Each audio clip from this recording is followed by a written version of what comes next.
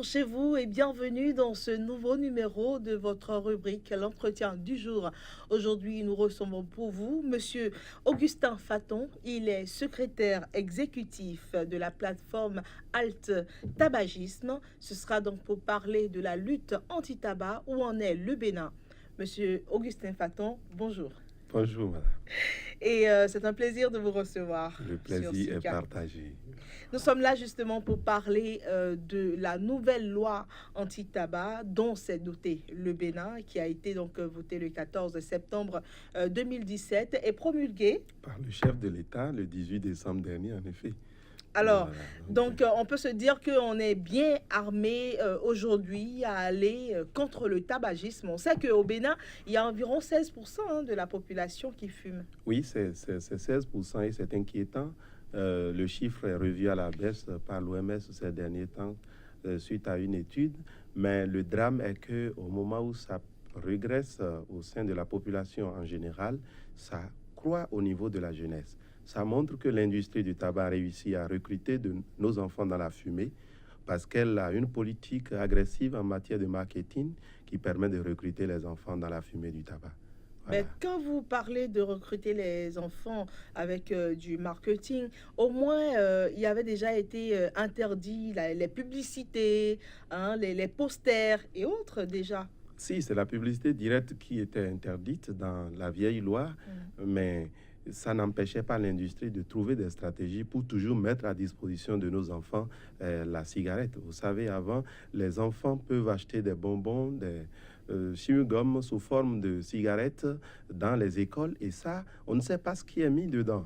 Et c'est tout ça, c'est de la nicotine directement qui contrôle, rien. Et donc, nous étions vraiment préoccupés de constater que dans nos écoles, on vendait ces formes de produits qui préparaient nos enfants déjà à la consommation du tabac, ce qui n'est pas du tout bien pour la santé. Et les enfants, en toute ignorance, bien sûr, s'engagent dans ce processus trop tard, puisque au moment de découvrir la supercherie, on se rend compte que la dépendance est déjà là. Et une fois qu'il y a la dépendance, vous vous êtes accoutumé aux produits et vous enrichissez l'industrie au détriment de votre santé. C'est ce qui se passe. Mais je crois que l'avènement de la nouvelle loi, la loi 2017-27 du 18 décembre 2017 est une révolution dans la lutte anti-tabac au Bénin parce que d'abord, c'est une loi qui est venue dans un contexte de connaissance, contexte d'une maîtrise parfaite du mode de fonctionnement de l'industrie, du domaine de la lutte anti-tabac et même des développements très avancés de la Convention cadre pour la lutte anti-tabac que notre pays a ratifié en 2005. Donc, cette loi prend en compte les bonnes pratiques qui ont été développées au niveau international et qui permet au Bénin d'avoir une base juridique qui permet à la société civile béninoise d'avoir une base juridique solide pour mener la lutte anti-tabac. Et même les autorités du pays ont en main un outil puissant pour contrer l'industrie du tabac dans ses manœuvres diaboliques tendant à rendre malades nos enfants, à rendre malades les populations. Voilà. Dites-moi, Monsieur Augustin Faton, vous êtes en train de magnifier cette nouvelle loi. Dites-nous déjà, c'est quoi les nouveautés que comporte cette loi comparée à l'ancienne? Alors, dans cette nouvelle loi, je dois vous dire, désormais, le paquet de cigarettes sera un outil de sensibilisation au lieu d'un outil de marketing. Vous voyez, quand vous prenez le paquet de cigarettes, ça passe dans plusieurs mains, plusieurs yeux voient le paquet de cigarettes. Et l'industrie l'utilisait comme moyen de communication pour pouvoir attirer les enfants dans la fumée du tabac. Aujourd'hui, ce sont les images qui décrivent les conséquences sur la santé de ceux qui se donnent ou à la fumée et à la consommation du tabac ou de ceux qui sont exposés à la fumée du tabac qui seront étalés sur ces paquets de cigarettes et qui couvriront plus de 75% de la surface des faces principales de chaque paquet. Donc déjà, c'est une grande innovation. Ça permet de sensibiliser. Vous savez, nous avons une population analphabète. Et là, les Chinois disent une image vaut 1000 mots. Donc, à travers les images, on peut sensibiliser. Et ces images ne seront pas des images constantes, non. C'est des images qu'on va faire tourner chaque 2 ans pour permettre aux yeux de ne pas s'accoutumer à des images qui vont être caduques dans le temps. Donc, voilà une des innovations. Une autre innovation que j'allais évoquer ici, c'est la loi prescrit en son article 46, je crois, qu'il ait mis en place un office à caractère social qui s'occupe de la lutte anti-tabac. Ça montre que, désormais, si l'État doit procéder à la mise en œuvre de cette loi, c'est que le chef de l'État doit prendre un décret pour installer cet office, cette structure qui sera en charge de la lutte anti-tabac et qui sera dotée d'un budget qui jouit d'une autonomie financière. Avant, la lutte anti-tabac au Bénin est résumée à un point focal dans le ministère de la Santé, ce qui ne permettait pas de disposer des ressources. Un chef de division, il n'a pas grand-chose. Ce n'est même pas dans un service. Pour qu'on dise, oui, on met ça sur des lignes budgétaires. La lutte anti-tabac n'avait pas de budget. Maintenant, avec cette structure, la lutte anti-tabac sera dotée de budget. Un autre élément qui est important, c'est que la loi prévoit que la société civile est impliquée. Donc, nous avons une base légale d'action.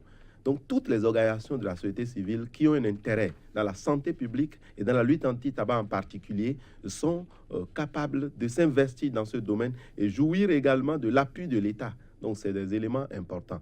L'interdiction, par exemple, de fumer dans tous les lieux à usage collectif, couverts ou fermés.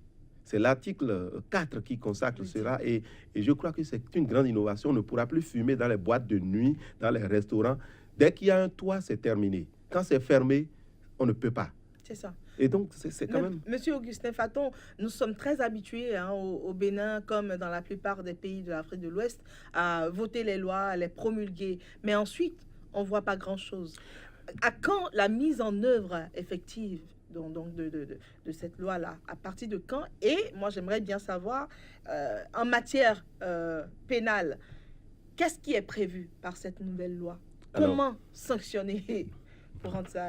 En effet, voilà encore une des innovations de la loi de 2017 qui n'était pas contenue dans la loi de 2006. La loi de 2017 prévoit que les infractions aux dispositions de cette loi-là sont constatées par la police judiciaire et la police sanitaire.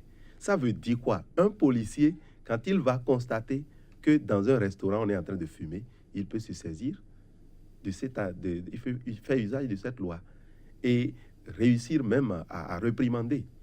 Donc, c'est important. Et un citoyen peut se lever et porter plainte contre un gérant de bar et restaurant qui est en train de laisser les gens fumer. Donc, vous voyez, c'est une grande innovation au niveau de cette loi. Nous savons que dans nos pays, oui, on brille par la prise des lois, mais la mise en application, dès qu'on commence, ça pose des problèmes. Mais nul n'est censé ignorer la loi, dit-on. Ce que je vais dire à ce niveau, contrairement à la loi de 2006, je crois qu'il y a une société civile très active. Il y a une plateforme Alt-Tabagisme totalement engagée dans la lutte anti-tabac. Et pour nous, c'est une grande victoire. Mais ce n'est pas la fin de la bataille. C'est une grande victoire parce que la base qui permet à la société civile d'agir en sécurité, c'est la loi. Aujourd'hui, le gouvernement et le Parlement ont doté notre pays d'un instrument juridique puissant. Il revient à la société civile, à travers la veille citoyenne, de veiller à ce que cette loi soit mise en application. Et pour cela, nous invitons déjà le chef de l'État à prendre les décrets, parce que sa volonté de protéger les Béninois contre les effets du tabagisme, de la consommation du tabac et de l'exposition à la fumée du tabac, s'est illustrée par la prise d'une loi.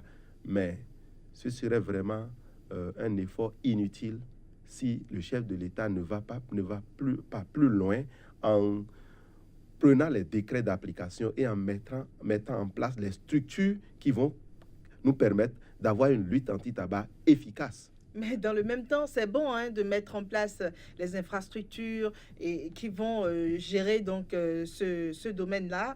Mais également, il y a une question de gestion. Il faut que, une fois mis en place, les fonds qui seront donc alloués à ces structures-là soient bien gérés parce que c'est tout un ensemble.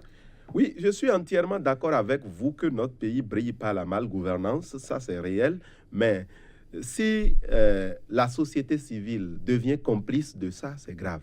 sera grave. Et une structure qui va être mise en place par le chef de l'État, c'est une structure élargie à la société civile. Nous avons un rôle important, un rôle clé à jouer dans cette structure. Nous veillerons à ce que la transparence soit une règle pour permettre aux populations de disposer de l'information nécessaire pour prendre les décisions éclairées. Et donc, la structure, l'office qui sera mis en place aura des ressources, mais ces ressources seront gérées selon vraiment un cahier de charges et une procédure donnée. Et quand ces procédures ne seront pas respectées, attendez-vous à ce que la société civile monte au créneau pour dénoncer. Et c'est notre rôle. Nous n'avons pas le pouvoir exécutif ni le pouvoir législatif, mais nous avons ce pouvoir de veille citoyenne. Et donc, très rapidement aussi, comment vraiment aboutir à une lutte efficace si on n'a pas tablé sur les conditions par rapport aux importations de ces produits-là? Parce qu'on les laisse entrer dans le pays et ensuite on se met à parler de lutte. Pourquoi les laisser entrer dans... Quelles sont les politiques pour donc contrôler les frontières? Nous en avons de vraiment poreuses pour contrôler l'entrée dans le pays de ces produits-là. Oui, vous le dites, mais on ne peut pas interdire le tabac puisque c'est un produit licite, un produit légal. Ce n'est pas la drogue. Voilà. Donc, maintenant, mais on contrôle l'entrée du produit. Déjà, même pour importer le tabac, pour vendre le tabac, vous devez prendre une autorisation au ministère de la Santé. Et quand vous devez vendre le tabac, ça doit suivre un certain étiquetage, conditionnement et consorts. Oui. Si la police retrouve sur votre étalage des paquets de cigarettes qui ne répondent pas aux normes prescrites par la loi, on les saisit, on les détruit. Maintenant, pour importer, c'est quand même des procédures. Et toutes ces procédures sont des barrières, oui, à ceux qui veulent s'investir dans le secteur. Et ce que je dois dire, c'est important. Nous étions étonnés de constater la présence du ministère de l'Agriculture sur le document de la loi. Et ça nous inquiète parce que nous avons vent du fait que l'État veut permettre aux opérateurs de faire de la culture du tabac. Je crois que ça va être un recul. Ça va être un recul et c'est pas ce qu'on espère. Non. Parce que c'est un produit dangereux qui détruit la santé. On ne peut pas vouloir une chose et son contraire. Pendant qu'on est en train de voter, de promulguer une loi, ben on ne peut pas donc permettre également... On n'est pas encore au même niveau que les pays non, ce n'est pas ça. La culture du tabac n'est pas rentable. Elle n'est rentable que pour les industries mortelles qui vendent un produit toxique, un produit qui détruit la santé. Et face à la santé, face à l'état de santé, il n'y a pas de sacrifice à faire. Donc, on ne peut pas permettre à des opérateurs de venir faire du gain sur le tombeau des Béninois. Ce n'est pas possible.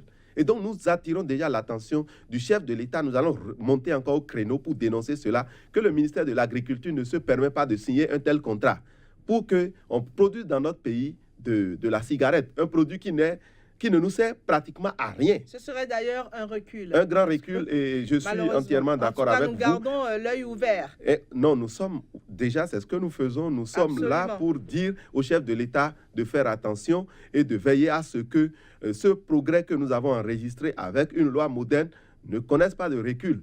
Avec